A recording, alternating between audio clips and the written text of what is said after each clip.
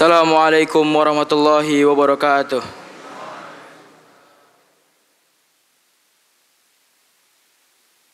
Alhamdulillahilladzi khalaqal mauta wal hayata liyabluwakum ayyukum ahsanu amala wa ja'ala lil wusuli ilaihi tara'iqa wadihatan wa subula wa nashhadu an la ilaha illallah wahdahu la syarikalah syahadatan narju biha 'aliyal jannati nuzula wa nashhadu anna muhammadan 'abduhu wa rasuluh aqwamul khalqi dinan wa ahdahum subula sallallahu alaihi wa ala alihi wa sahbihi wa tabi'ina lahum bi ihsanin wa sallama taslima.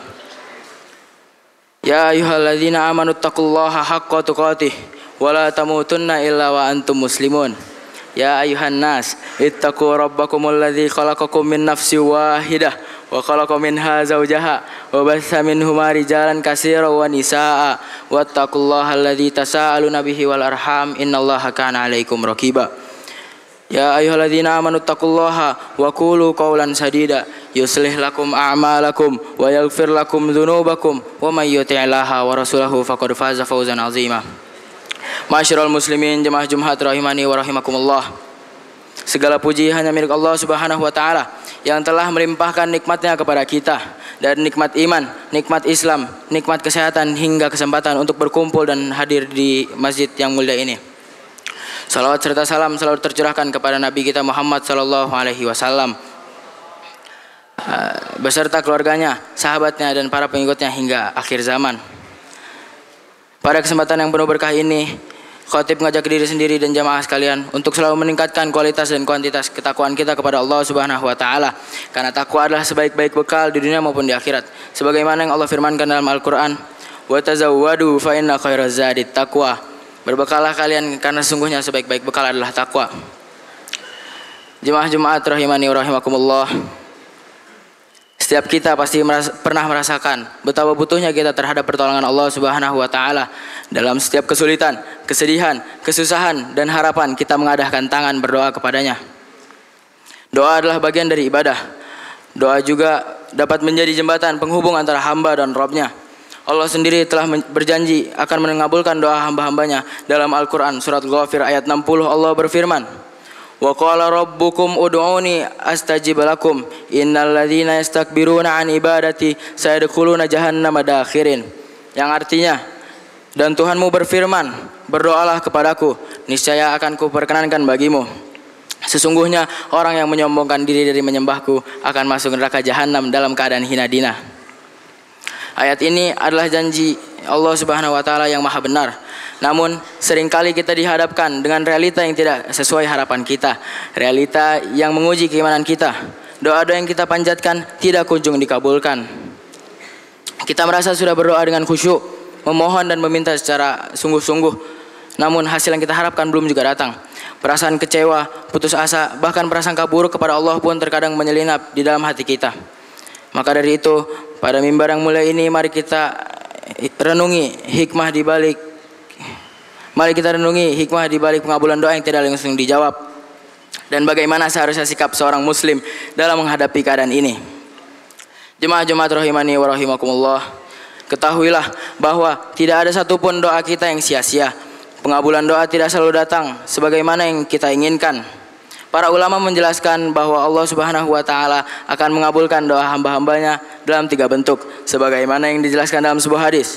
Rasulullah sallallahu alaihi wasallam bersabda, "Tidaklah seorang dari kalian berdoa dengan suatu doa yang di dalamnya tidak terdapat dosa atau pemutusan silaturahim, melainkan Allah akan memberinya salah satu dari 3. Doanya akan dikabulkan, atau doanya disimpan untuknya di akhirat, atau dia dihindarkan dari bahaya yang semisal dengan doanya." Para sahabat pun berkata, "Kalau begitu kami akan banyak berdoa." Rasul pun menjawab, "Allah lebih banyak memberi." Mari kita bahas hikmah di balik pengabulan doa yang tidak langsung dijawab. Yang pertama adalah doa kita akan disimpan sebagai pahala di akhirat. Ini adalah salah satu bentuk pengabulan yang sering kita lupakan, padahal nilainya sangatlah agung. Seringkali apa yang kita minta di dunia ini hanyalah kenikmatan fana, padahal pahala di akhirat adalah kekal abadi. Bayangkan ketika kita di akhirat kelak kita membutuhkan setiap kebaikan, kita akan melihat tumpukan pahala yang begitu besar dari doa-doa kita yang tidak terkabul di dunia. Hadis ini menunjukkan betapa berharganya pahala dari doa yang tertunda. Doa yang tertunda adalah anugerah tersembunyi yang disiapkan Allah Subhanahu wa taala untuk bekal kita di akhirat kelak. Lalu hikmah yang kedua adalah Allah mengganti doa kita dengan sesuatu yang lebih baik. Terkadang apa yang kita inginkan adalah yang terbaik menurut kita, padahal di sisi Allah Subhanahu wa taala Dialah yang Maha mengetahui yang terbaik untuk hamba-hambanya. Mungkin kita pernah berdoa untuk mendapatkan pekerjaan A, namun Allah tahu pekerjaan B lah yang akan membawa kita ke lingkungan yang lebih baik, rezeki yang lebih berkah, dan jalan menuju ridhonya. Atau terkadang kita pernah memohon untuk dipertemukan dengan jodoh A, namun Allah tahu jodoh B lah yang lebih baik dalam membimbing dan menuntun kita ke surga. Ingatlah firman Allah Subhanahu wa taala, asa an takrahu syai'aw wa huwa khairul lakum wa asa an tuhibbu syai'aw wa huwa syarrul lakum wallahu ya'lamu wa antum la ta'lamun. Boleh jadi kamu membenci sesuatu padahal ia amat baik bagimu, dan boleh jadi pula kamu menyukai sesuatu padahal ia amat buruk bagimu. Sungguh Allah Maha mengetahui sedang engkau tidak mengetahui. Lalu hikmah yang ketiga adalah Allah mengalihkan bahaya dari diri kita. Setiap hari kita mungkin luput dari bahaya, musibah atau bencana yang hampir menimpa kita. Bisa jadi itu adalah jawaban dari doa-doa kita yang tertunda. Allah melindungi kita, Allah menyimpan doa-doa kita sebagai tameng pelindung. Kita tidak tahu betapa banyak musibah dan bencana yang telah dihindarkan dari kita oleh Allah Subhanahu wa taala berkat doa-doa yang kita panjatkan. Ini adalah salah satu kasih sayang Allah Subhanahu wa taala yang sangat luar biasa. Maka dari itu, janganlah kita sekali-kali berprasangka buruk kepada Allah Subhanahu wa taala, karena Dialah yang Maha mendengar lagi Maha mengetahui. Jemaah Jumat rahimani wa rahimakumullah. Lantas, bagaimana seharusnya sikap seorang muslim ketika doa belum juga terkabul? Yang pertama adalah jangan berputus asa dan teruslah berdoa. Rasulullah SAW bersabda, akan dikabulkan doa salah seorang dari kalian selama ia tidak tergesa-gesa. Para sahabat pun bertanya, apa yang dimaksud tergesa-gesa itu wahai Rasulullah? Rasul pun menjawab, yaitu ia mengatakan, aku sudah berdoa, namun belum kunjung dikabulkan. Lalu ia berputus asa dan meninggalkan doa. Dari hadis ini kita belajar bahwa jangan pernah berhenti berdoa. Jadikanlah doa sebagai kebutuhan. Jadikanlah doa sebagai kebutuhan. Karena Allah yang Maha mengetahui. Allah Maha mengetahui yang terbaik untuk hamba-hambanya. Lalu sikap kita yang kedua adalah perbaiki kualitas doa dan ibadah kita.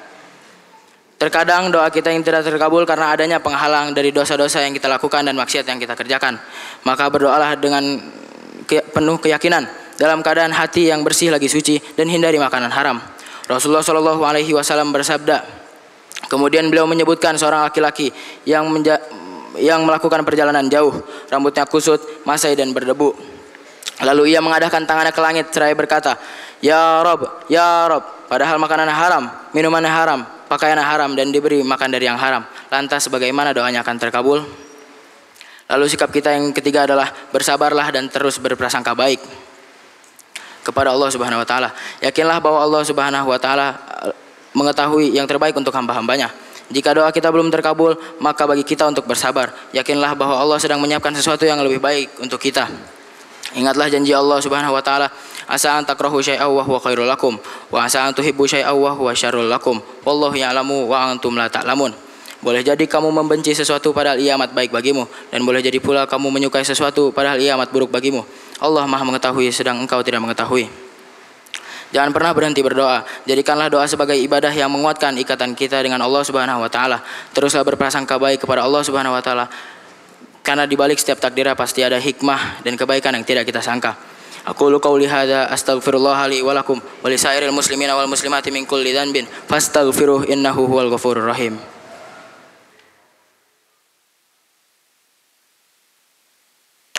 Alhamdulillahi wa kafa wassalatu wassalamu ala nabiyil mustafa wa ala alihi wa sahbihi ahli syirki wal wafa amma ba'd. Pada khutbah pertama kita telah merenungi bersama hikmah di balik doa yang tidak langsung dikabulkan dan bagaimana seharusnya sikap seorang muslim ketika doa belum juga terkabul. Ketahuilah bahwa setiap doa yang kita panjatkan, baik yang langsung terkabul maupun yang tertunda, adalah bagian dari takdir Allah yang penuh hikmah dan kebaikan. Doa yang tidak langsung dijawab adalah cara Allah untuk mengajari kita tentang kesabaran, keyakinan, dan penyerahan diri yang total kepadanya. Kita mungkin pernah merasa, kenapa ya Allah, aku sudah berdoa sekian lama tetapi tidak kunjung dikabulkan. Pertanyaan ini adalah ujian dari Allah Subhanahu wa taala untuk melihat seberapa kuat iman kita. Apakah kita akan terus berprasangka baik kepadanya atau malah terjerumus dalam keputusasaan? Ingatlah firman Allah yang berbunyi, "Innallaha la yughayyiru ma biqaumin hatta yughayyiru ma bi anfusihim." Sesungguhnya Allah tidak akan merubah keadaan suatu kaum sampai mereka mengubah keadaan yang ada pada diri mereka sendiri. Ayat ini memiliki makna yang sangat dalam. Selain berdoa, kita perlu berusaha. Karena doa tanpa usaha adalah kesia-siaan dan usaha tanpa doa adalah kesombongan. Maka dari itu, teruslah berikhtiar dan bekerja keras sambil senantiasa membasahi lisan kita dengan doa. Jangan pernah lelah memperbaiki diri, bertaubat dari segala dosa dan maksiat, dan memperbanyak amal kebaikan, karena ketaatan adalah kunci utama terkabulnya doa. Akhir kata, marilah kita jadikan doa bukan sekedar permohonan, melainkan wujud ketaatan dan penyerahan diri kepada Rabb yang Maha Pemberi. Teruslah berdoa, yakinlah bahwa Allah tidak akan menyia-nyiakan satupun doa kita. Innallaha wa malaikatahu yusholluna 'alan nabi, ya ayyuhalladzina amanu shollu 'alaihi wa sallimu taslima. Allahumma sholli 'ala Muhammad wa 'ala ali Muhammad kama shallaita 'ala Ibrahim innaka Hamidum Majid. Wa barik 'ala Muhammad wa 'ala ali Muhammad kama barakta 'ala Ibrahim innaka Hamidum Majid. Allahumma ighfir lil muslimina wal muslimat wal mu'minina wal mu'minat al ahya'i minhum wal amwat innaka sami'un qaribun mujibud da'wat ya qadiyal hajat. Rabbana la tuzigh qulubana ba'da idh hadaitana wa hab lana min ladunka rahmah innaka antal wahhab. Allahumma inna nas'alukal huda wat tuqa wal afafa wal ghina. Allahumma inna nas'alukal huda wat tuqa wal afafa wal ghina. Allahumma inna nas'alukal huda wat tuqa wal afafa wal ghina. Allahumma ahsin akibatana fil umuri kulliha wa ajirna min khizyid dunya wa adzabil akhirah. Allahumma ahsin ulata umurina. Allahumma wafiqhum lima fihi salahuhum wa salahul islami wal muslimin. Allahumma ab'id anhum bitanata su'i wal mufsidin wa qarrib ilaihim ahlal khairi wan nasihina ya rabbal alamin. Rabbana hab lana min azwajina wa dzurriyyatina qurrata a'yun waj'alna lil muttaqina imama. Rabbana atina fid dunya hasanah wa fil akhirati hasanah wa qina adzabannar. Ibadallah, innallaha ya'muru bil adli wal ihsan wa ita'i dzil qurba wa yanha 'anil fahsya'i wal munkari wal baghi ya'idukum la'allakum tadhakkarun. Fadhkurullaha 'azimal jalilal karima yadhkurkum washkuruhu 'ala ni'amihi yazidkum wa la dzikrullahi akbar. Wa akhiru da'wana alhamdulillahi rabbil alamin. Wallahu ya'lamu ma tasna'un. Aqimus shalah.